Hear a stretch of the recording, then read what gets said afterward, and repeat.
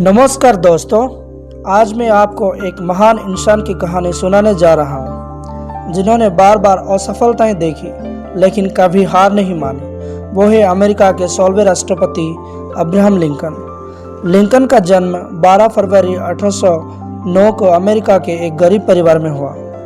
वो बचपन से ही संघर्ष देखा। जब वो सिर्फ 9 साल के थे उन्होंने अपनी माँ को खो दिया। जीवन का सफ़र बेहद कठिन रहा। खेतों में काम करना, छोटे मोटे काम करना, यही उनका बचपन था। लेकिन उनके अंदर एक सपना था, शिक्षा और सेवा का।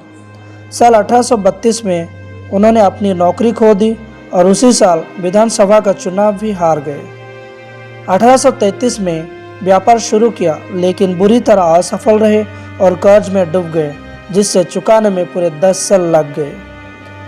1834 में वो विधानसभा के लिए चुने गए और कोई सफलता नहीं मिली।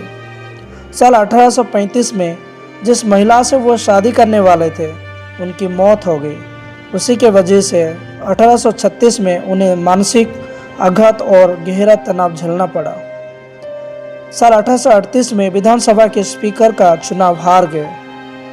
साल 1843 में कांग्रेस के लिए नामांकन नहीं मिला और 1848 में दोबारा हार गए।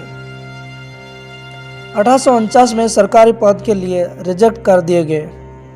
साल 1854 और 1858 में सीनेट के चुनाव हारे। साल 1856 में उपराष्ट्रपति बनने की कोशिश की लेकिन फिर से असफल रहे। इतनी सारी असफलताओं के बावजूद उन्होंने कभी हार नहीं मानी और आखिरकार साल 1860 में अब्राहम लिंकन अमेरिका के राष्ट्रपति चुने गए। 4 मार्च 1861 में अमेरिका के राष्ट्रपति बने। राष्ट्रपति बनने के बाद उन्होंने अपने जीवन का सबसे बड़ा काम किया। गुलामी की प्रथा को जड़ से हमेशा के लिए खत्म कर दिया। यही वजह है कि उन्हें महान मुक्तिदाता कहा जाता है। ईमानदारी, मेहनत और साहस, यही उनके जीवन का पहचान है। 1865 में उनकी हत्या कर दी गई लेकिन उनके प्रेरक गाथा आज भी जिंदा है। दोस्तों, अब्राहम लिंकन की यही कहानी हमें सिखाती है कि असफलता सफलता के अंत नहीं है, बल्कि सफलता की ओर बढ़ने का रास्ता है। और यही भी सिखाते हैं कि चाहे हालत कितने भी बुरी और कठिन क्यों ना हो, सच्ची लगन और दृढ़ निश्चय से इंसान दुनिया बदल सकता है। अगर हिम्मत और धैर्य बना रहे तो कोई भी मंजिल नामुमकिन नहीं है। धन्यवाद।